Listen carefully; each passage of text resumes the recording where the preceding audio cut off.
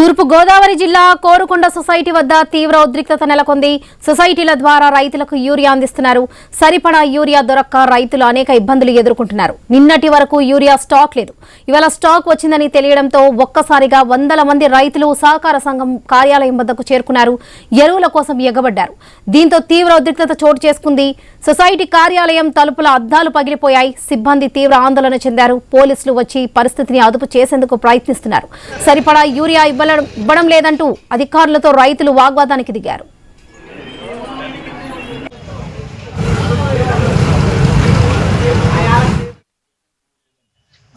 మొన్న అయిపోయి అన్నారు.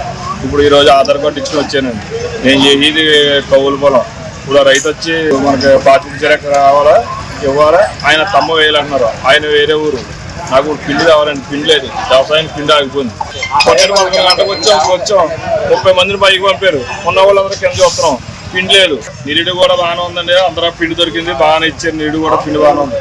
ఈ సంవత్సరం ఇలా వచ్చిందండి. ఎందుకు కారణం ఏంటో ప్రభుత్వం పనులన్నీ బాగానే చేస్తున్నాడు. ఈ పిండి సమస్య రైతుల్లో కొద్దిగా ఇబ్బంది ఉందండి. ఇబ్బంది చేస్తే సరిపోతాయి. ప్రస్తుతానికి పిండి ఉంటే కొద్దిగా ఇబ్బంది ఉంది.